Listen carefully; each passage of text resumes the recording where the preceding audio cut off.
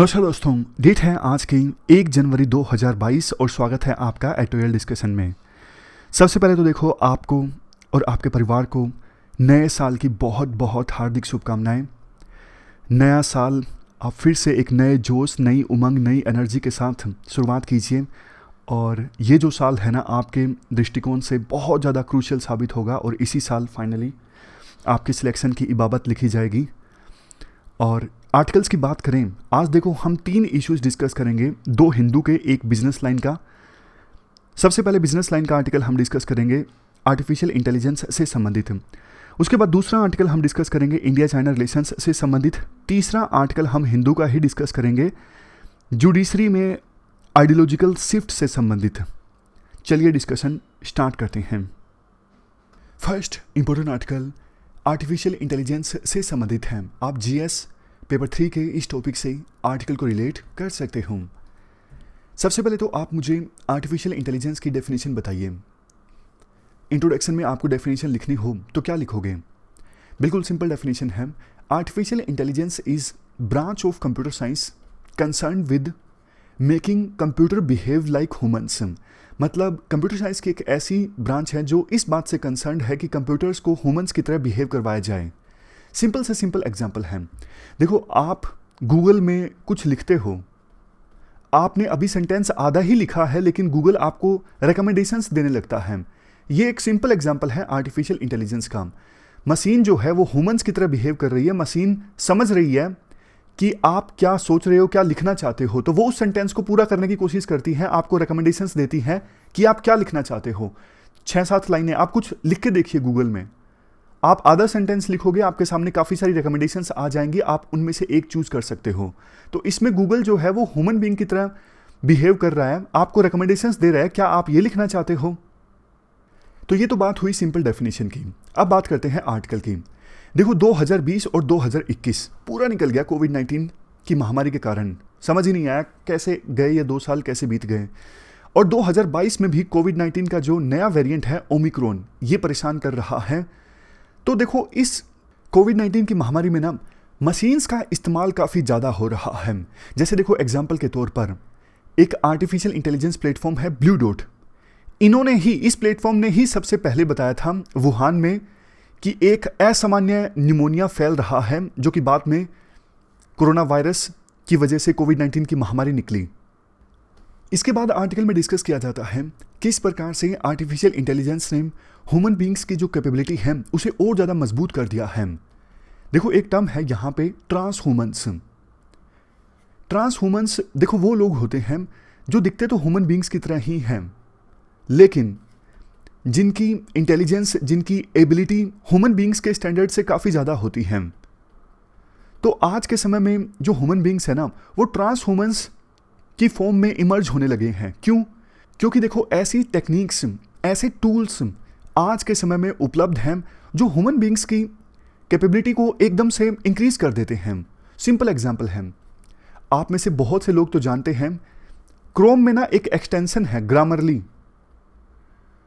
किस प्रकार से आप जो भी सेंटेंस लिखते हो ना, गलती करते हो, ग्रामरली आपको बता देता है ये जो एक्सटेंशन है क्रोम में कि आपने यहाँ पे गलती की है।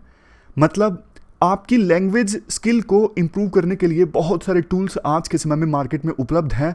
आप किसी को मेल भेजते हो तो पता लग जाता है, ये जो एक्सटेंशन है ना आपको बता देता है कि आपने सेंटेंस में यहाँ पे गलती की है। उसी समय आप उसे इम्प्रूव कर देते हो। ना सिर्फ बताता है बल्कि रिकमेंडेशन भी देता है कि आपने जो लिखा है ना, जैसे ए वुड लिखा है, ए नहीं आना चाहिए, यहाँ पे सिंपल वुड आना चाहिए।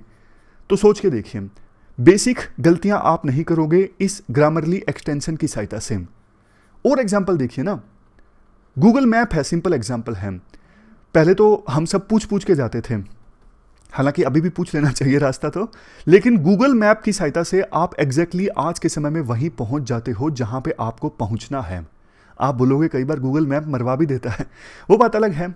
मतलब ये डिसएडवांटेजेस में आएगा टेक्नोलॉजी के, लेकिन फिलहाल हम एडवांटेजेस डिस्कस कर रहे हैं। कैसे इस प्रकार की टेक्निक्स, कैसे इस प्रकार के सिंपल टूल्स जो हैं वो ह्यूमन बींग्स की कैपेबिलिटी को इन्हेंस कर रहे हैं।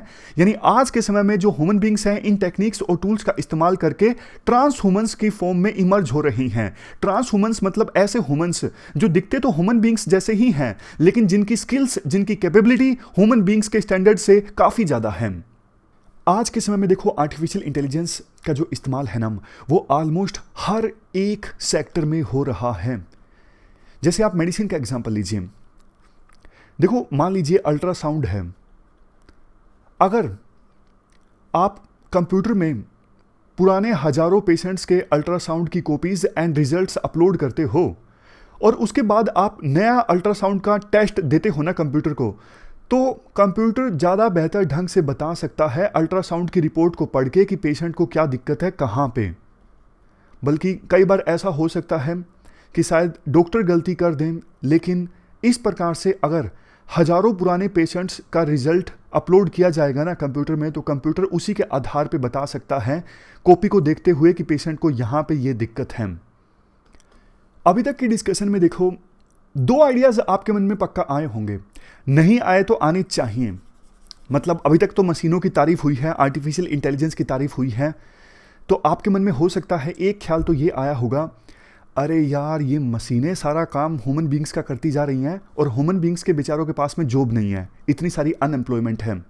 हो सकता है एक ख्याल ये आपके मन में आया हो। दूसरा ख्याल हो सकता है आपके मन में ये भी आया हो कि ठीक है मशीन ठीक है, रोबोट मूवी हमने भी देखी है रजनीकांत की, मशीनें गलती कर सकती हैं, ह्यूमन बींग्स की इंटेलिजेंस से बढ़ के मशीन की इंटेलिजेंस एक लेवल के बाद नहीं हो सकती। हो सकता है ये ख्याल भी आपके मन में आया हो। और तीसरी चीज़ जो आपके मन में स्ट्राइक की होगी वो ये है कि देखो आर्टिफिशियल इंटेलिजेंस के खतरे भी तो हैं, जैसे डीप फेक है, फोटो किसी की लगा दी, आवाज़ किसी की लगा दी, ऐसी वीडियोज़ आज के समय में सोशल मीडिया में कई बार देखने को मिलती हैं।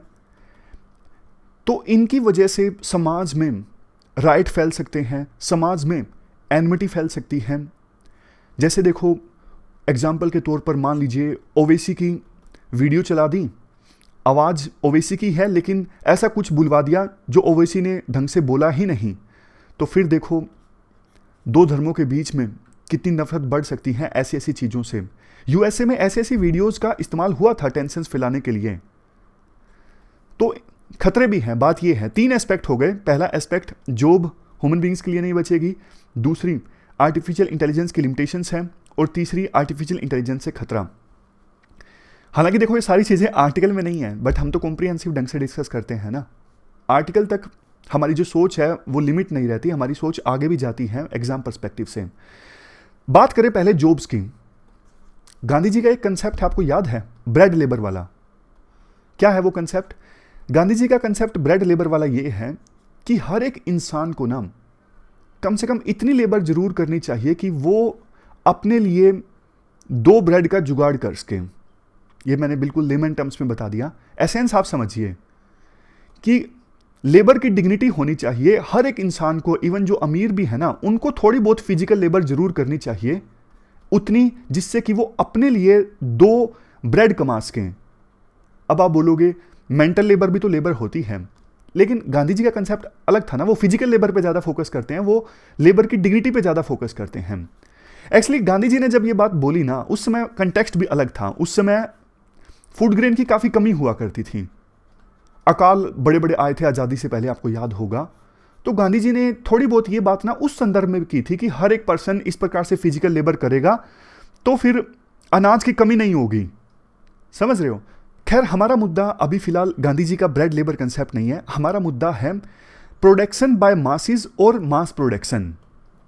एक तरफ है प्रोडक्शन बाय मासिस, यानी जो मासिस है ना वो ज़्यादा प्रोड्यूस करें, और दूसरी तरफ मास प्रोडक्शन। पहले में क्या है? पहले में मजदूरों के प्रोडक्शन पे फोकस किया जा रहा है। जैसे कॉटेज फैक्ट्रीज पे गांधी जी ज़्यादा फोकस करते थे, हर घर में फैक्ट्री, हर घर में रोजगार। मास प्रोडक्शन मतलब बड़ी बड़ी फैक्ट्रीज, बड़ी बड़ी मशीनों का इस्तेमाल, और बड़े बड़े मतलब एक साथ कई कई प्रोडक्ट्स निकल के आते हैं। मास प्रोडक्शन जब होता है ना, तो ह्यूमन बींग्स के लिए जॉब जाती हैं, और प्रोडक्शन बाय मासिस में तो आपको पता है ह्यूमन बींग्स को जॉब मिलेगी, क्योंकि मासिस प्रोड्यूस कर रहे हैं। बड़ी बड़ी फैक्ट्रीज, बड़ी बड़ी मशीनों का इस्तेमाल नहीं हो रहा, बल्कि कॉटेज फैक्ट्रीज का इस्तेमाल हो रहा है, हर घर में प्रोडक्शन हो रहा है। तो Gandhi ji production by masses पर फोकस करते थे। बात देखो ये है, अगर मशीनों का ज़्यादा इस्तेमाल होगा तो मास प्रोडक्शन होगा ना, जॉब्स कम बचेंगी। ये एक व्यू है। लेकिन इसका विपरीत व्यू ये है कि भैया अगर मशीनों का ज़्यादा से ज़्यादा इस्तेमाल होगा ना प्रोडक्शन में, तो नई जॉब्स उपलब्ध होंगी। जैसे स्विगी जोमेटो की जॉब्स हैं, मशीनों का इस्तेमाल हो रहा है लेकिन जॉब्स मिल रही हैं। उबर ओला है, मशीनों का इस्तेमाल हो रहा है लेकिन नई जॉब्स जनरेट हो रही हैं। तो ये दूसरा व्यू है कि मशीनों का इस्तेमाल होता भी है ना ज़्यादा, तो नई तरह की जॉब्स जनरेट होती हैं। जैसे एग्रीकल्चर सेक्टर से जॉब्स अगर जाएंगी तो फिर मैन्युफैक्चरिंग सेक्टर में जॉब्स आएंगी, सर्विस सेक्टर में जॉब्स आएंगी। तो डरने की जरूरत नहीं है। ऐसा नहीं है कि रोबोट्स जो हैं वो सारी जॉब्स को रिप्लेस कर देंगे, नई तरह की जॉब्स जनरेट होंगी। लेकिन हाँ, उसके लिए नई स्किल चाहिए ह्यूमन बींग्स को। तो ये विभिन्न सरकारों का कर्तव्य बनता है कि वो अपने अपने नागरिकों को नई तरह की स्किल्स प्रोवाइड करें ताकि उनको नए डोमेन्स में जॉब मिल सके। जैसे देखो आज के समय में कोडिंग में कितनी जॉब उपलब्ध हैं, नई नई एप्लीकेशंस बनती हैं और कोडिंग में बहुत जॉब्स उपलब्ध हैं। वेबसाइट मेकिंग में, मतलब नई नई तरह की आज के समय में जॉब्स उपलब्ध हैं, बट उसके लिए चाहिए स्किल्स। ये दूसरा व्यू है। तो ये हमने डिस्कस कर लिया पहला एस्पेक्ट। अब बात करते हैं दूसरे एस्पेक्ट की। दूसरा और तीसरा एस्पेक्ट क्या था बताइए, भूले नहीं ना। दूसरा एस्पेक्ट ये था कि लिमिटेशंस है मशीन की, कुछ भी कर लो, जो मशीन्स है ना वो इंसानों से ऊपर नहीं जा सकती। तीसरा आर्टिफिशियल इंटेलिजेंस से खतरा भी तो है, जैसे डीप फेक है। एग्जाम्पल, आपने वीडियो किसकी चला दी, आवाज़ उसकी है लेकिन उसने कुछ बोला ही नहीं, ऐसा कुछ बुलवा दिया, इस प्रकार की चीज़ें। तो इसका सॉल्यूशन ना राइटर ये देते हैं, आप ना मशीनों का इस्तेमाल तो करो लेकिन ह्यूमन बींग्स की कैपेबिलिटी को इन्हेंस करने के लिए, उनको इस प्रकार से इंपावर करने के लिए कि वो ज़्यादा बेहतर ढंग से डिसीजन ले सकें। मैं आपको एग्जांपल देता हूं। 1997 में IBM का एक कंप्यूटर था डीप ब्लू। इसने ना पहली बार वर्ल्ड चेस चैंपियन गैरी कैस्परोव को हरा दिया। ये पहली बार था कि जब कंप्यूटर ने वर्ल्ड चेस चैंपियन को हराया हो। उसके बाद क्या हुआ, उसके बाद कैस्परोव ने ना एक नई टेक्निक विकसित की, फ्री स्टाइल चेस। इसमें क्या था, दो कैंडिडेट आपस में खेलेंगे ना, ए और बी। तो ए और बी के पास ना मशीन की ऐसी पावर उपलब्ध होगी कि मान लीजिए बी ने चेस में ये मूव चला, मान लीजिए प्यादे को आगे बढ़ाया, तो ना कंप्यूटर शो करने लगेगा प्यादों को आगे बढ़ाने से इसका क्या क्या रिजल्ट निकल सकते हैं। प्यादा आगे जाके इसको मार सकता है, इसको मार सकता है, मतलब जो भी है, जो मूव दूसरे कैंडिडेट ने चला है ना, उस मूव के क्या क्या परिणाम हो सकते हैं, क्या क्या रिजल्ट हो सकते हैं, वो सामने वाले कैंडिडेट को कंप्यूटर बता देगा। डिसीजन वही लेगा सामने वाला कैंडिडेट की अब वो क्या चलना चाहता है, अब वो हाथी चलना चाहता है, घोड़े को चलना चाहता है, कुछ भी है। लेकिन कंप्यूटर जो है ना वो पॉसिबल मूव्स बता देगा कि आपके जो विरोधी कैंडिडेट ने ये स्टेप चला है ना, प्यादे को 2 कदम आगे बढ़ाया है, तो इससे ये रिजल्ट निकल सकता है। प्यादा जो है इसको मार सकता है, इसको मार सकता है, कुछ भी जो भी पॉसिबल मूव्स है ना वो कंप्यूटर बता देगा सामने वाले विरोधी कैंडिडेट को। और विरोधी कैंडिडेट है फिर उन मूव्स को देखकर, उन पॉसिबिलिटीज को देखकर फिर अपना स्टेप चलेगा। तो ये क्या है, ये है कि मशीन ह्यूमन बींग्स की कैपेबिलिटी तो इंक्रीज कर रहे हैं, लेकिन फाइनल जो डिसीजन लिए जा रहे हैं ना ह्यूमन बींग्स के द्वारा लिए जा रहे हैं। यही होना चाहिए। समझ गए क्या सॉल्यूशन है। जैसे डॉक्टर्स हैं, देखो डॉक्टर्स को ना मशीन्स जो है ना एक पैटर्न बता दें कि ये पैटर्न निकल के आ रहा है, फाइनल इंटरप्रिटेशन करें मशीन के रिजल्ट का डॉक्टर के द्वारा। समझ रहे हो, मतलब मशीन डिसीजन ना ले कि पेशेंट को क्या हुआ है, मशीन सिर्फ डॉक्टर को बता दे कि पुराने पैटर्न को देखते हुए इस पेशेंट को ये हो सकता है। तो उसी के हिसाब से फिर डॉक्टर जो है वो इंटरप्रिटेशन कर सकता है, उसी के हिसाब से डॉक्टर जो है वो दवाइयां प्रिस्क्राइब कर सकता है। तो ये हमने पूरा आर्टिकल डिस्कस किया आर्टिफिशियल इंटेलिजेंस से संबंधित। चलते हैं आगे। इसके बाद next article India China relations से संबंधित है। आप जीएस पेपर 3 के इस टॉपिक से और जीएस पेपर 2 से भी आर्टिकल को रिलेट कर सकते हो। क्या कंटेस्ट है? देखो, चाइना की सरकार ने ना 30 दिसंबर को अनाउंस किया, हम अरुणाचल प्रदेश में 15 प्लेसेस के नाम चेंज कर रहे हैं। यानी अरुणाचल प्रदेश में 15 प्लेसेस के नाम चेंज करके चाइना ने अपनी तरफ से कुछ नाम रख दिए।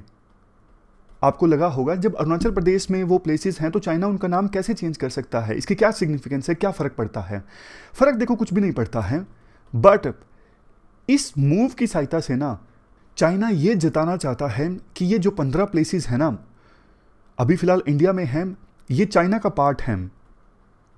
आर्टिकल में कहा जाता है, देखो ऑलरेडी इंडिया और चाइना के बीच टेंशन्स हैं लद्दाख रीजन में, तो ये जो चाइना का मूव है ना काफ़ी गलत समय पर आया है। टेंशन्स कम होने की बजाय बल्कि और ज़्यादा बढ़ेंगी। इसका जवाब इंडिया की मिनिस्ट्री ऑफ एक्सटर्नल अफेयर ने दिया और बोला कि अपनी तरफ से इन्वेंटेड नेम्स असाइन करने से ग्राउंड सिचुएशन चेंज नहीं हो जाती। अरुणाचल प्रदेश जो है वो इंडिया का इंटीग्रल पार्ट है। इससे पहले भी देखो 2017 में चाइनीज़ अथॉरिटीज़ ने अरुणाचल प्रदेश में 6 प्लेसेस को अपना ऑफिशियल नाम दिया था, लेकिन इस बार लिस्ट लंबी है। इस बार 6 नहीं 15 की लिस्ट है, जिसमें से 8 टाउन्स हैं, 4 माउंटेन्स हैं, 2 रिवर्स हैं, 1 माउंटेन पास हैं। इन सबको चाइना ने अपना नाम दिया है। ये जो 15 प्लेसेस हैं ना वो अरुणाचल के 11 डिस्ट्रिक्ट्स में आते हैं। नॉर्थ में दिबांग वैली से लेके, वेस्ट में तवांग से लेके, ईस्ट में अंजा तक। जिस प्रकार से इन 15 प्लेसेस का चुनाव चाइना ने किया है ना नाम बदलने के लिए, उससे ये जाहिर होता है जैसे चाइना पूरे स्टेट पर अपना हक जताना चाहता है, पूरे अरुणाचल प्रदेश पर। एक चीज़ आप देखो, ये भी देखिए कि 1 जनवरी 2022 से ना चाइना का एक नया कानून लागू होना स्टार्ट हो जाएगा। पिछले साल आपको याद होगा मार्च 2021 में चाइना ने एक कानून प्रपोज किया था, जिसमें कहा गया था कई जो चाइनीज़ गवर्नमेंट बॉडीज़ हैं ना वो स्टेप्स लेंगी चाइनीज़ टेरिटरी को सेफगार्ड करने के लिए। तो इस नया कानून ये जब आया था ना पिछले साल, तो चाइना ने कहा था कि ये कानून लागू होगा 1 जनवरी 2022 से।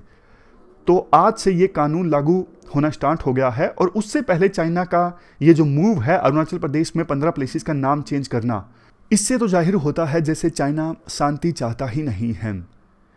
पिछले साल जब ये कानून प्रपोज हुआ था ना, तो उस समय इंडिया ने कंसर्न्स रेज किए थे कि इंडिया ने कहा था ये एक प्रकार से कोशिश है, ये जो नया चाइना का कानून है ना ये कोशिश है चाइनीज़ फोर्सेस लद्दाख रीजन में जो अभी आगे है ना उसको लेजिटिमाइज करने की।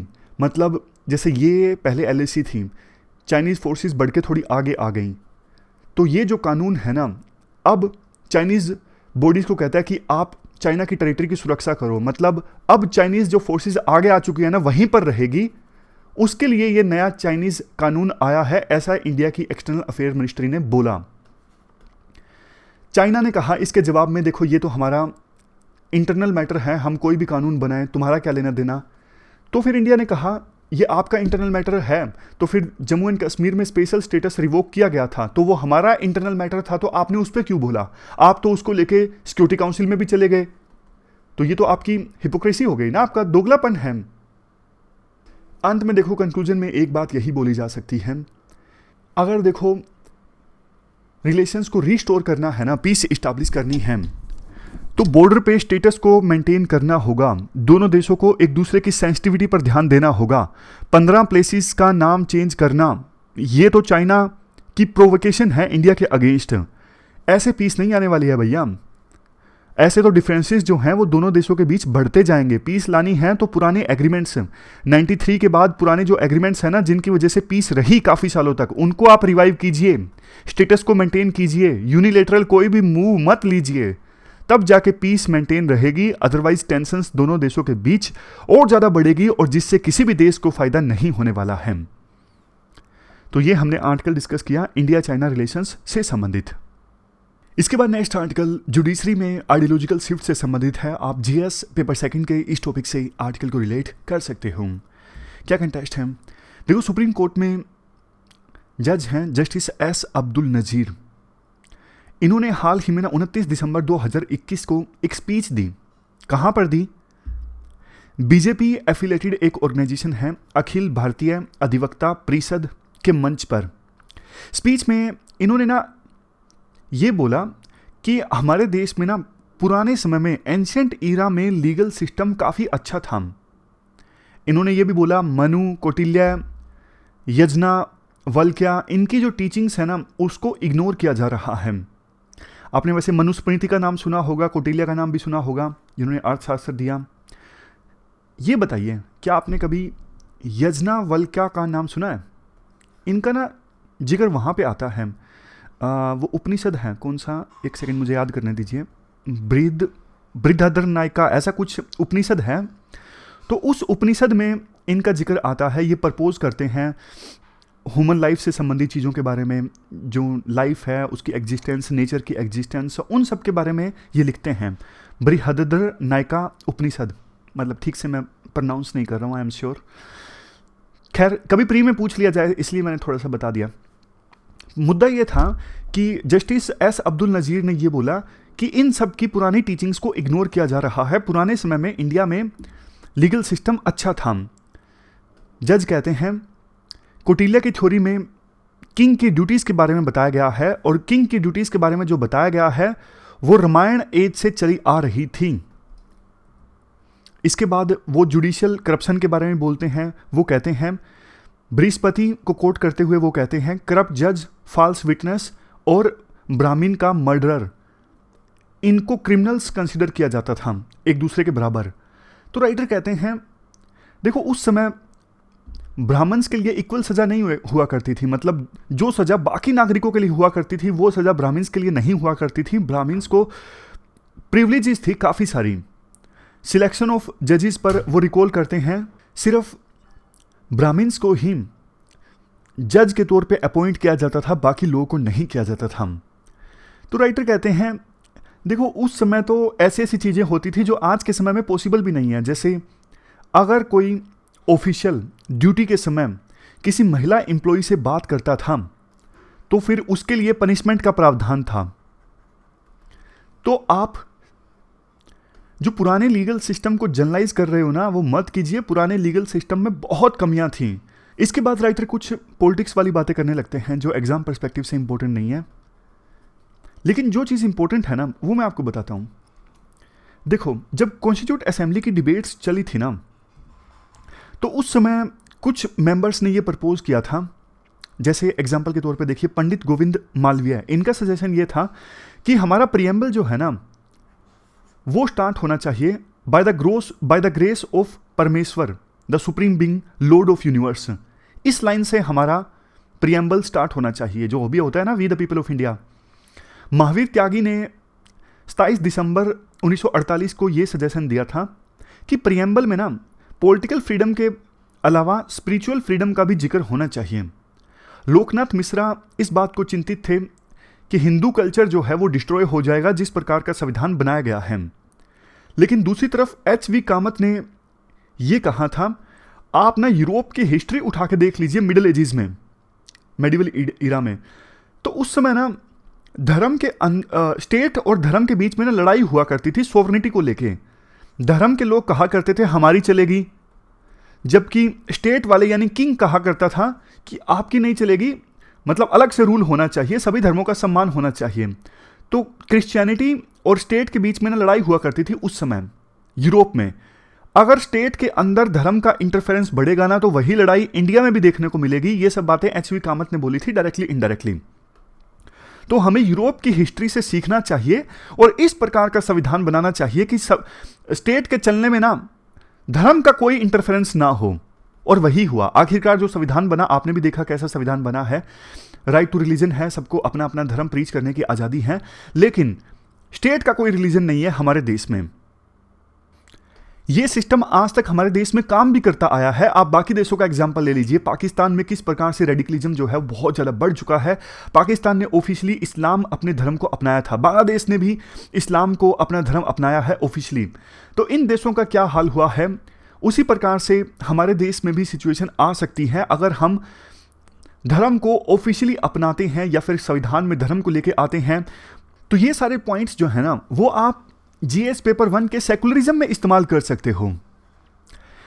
राइटर हालांकि थोड़ा पॉलिटिक्स फिर से लेके आते हैं, बोलते हैं कि रूलिंग पार्टी तो रिलीजन रिवाइवलिज्म की तरफ आगे बढ़ रही है, कम से कम जुडिशरी तो लीगल रिवाइवलिज्म की तरफ आगे ना बढ़े। जुडिशरी की आइडियोलॉजी ये नहीं होनी चाहिए। पूरी तरह से सेपरेशन ऑफ पावर्स का कंसेप्ट है हमारे संविधान में, लेकिन जज बाहर जाके, कोर्ट से बाहर जाके अगर तारीफ करता है रूरल पार्टीज़ के लीडर्स की, तो ये फिर उस देश की डेमोक्रेसी के लिए अच्छा नहीं है। फिर सेपरेशन ऑफ पावर्स का जो कंसेप्ट है ना, वो वायलेट हो जाता है। राइटर का इशारा देखो साफ तौर पर 2-3 जजों की तरफ है। जैसे आप यहाँ पर देखिए, फरवरी 2021 में जस्टिस MR शाह ने प्राइम मिनिस्टर मोदी की तारीफ की थी और कहा था प्राइम मिनिस्टर मोदी जो हैं popular, loved, vibrant, visionary leader हैं। इसके अलावा एक और लीडर अरुण मिश्रा ने भी प्रधानमंत्री मोदी की तारीफ की थी फरवरी 2020 में। तो राइटर कहते हैं जजेस के द्वारा इस प्रकार से कोर्ट से बाहर पॉलिटिशियंस की तारीफ करना ठीक नहीं है। बेशक आपकी पर्सनल राय कुछ भी हो सकती है, लेकिन आप उस राय को ना पब्लिक मंच पर जाहिर मत कीजिए, क्योंकि जब आप ऐसा करते हो ना, कल को आपको उसी सरकार से संबंधित कोर्ट में फैसले भी देने हैं, तो जनता को यूं लगेगा कि जज तो हैं, कल तो वो प्रधानमंत्री मोदी की तारीफ कर रहे थे, तो कैसे ये इंश्योर होगा कि जज जो हैं वो अपना जो डिसीजन है वो इम्पार्शियल होकर देंगे। तभी तो जज जो है वो पब्लिक में कुछ बोलते नहीं हैं, किसी पॉलिटिशियन के बारे में, किसी इशू के बारे में। जो कुछ बोलते हैं वो कोर्ट में बोलते हैं। यही होना चाहिए। एक फेमस लाइन है, जस्टिस देखो होना ही नहीं चाहिए, जस्टिस होते हुए दिखना भी चाहिए। ये लाइन आप इस्तेमाल भी कर सकते हो जस्टिस से संबंधित आपको कुछ लिखना हो। तो ये सारी पॉइंट्स हमने डिस्कस किए जुडिशरी से संबंधित, और हमारी आज की इस डिस्कशन में इतना ही है। नए साल की आपको फिर से हार्दिक शुभकामनाएं। Thank you very much for discussion.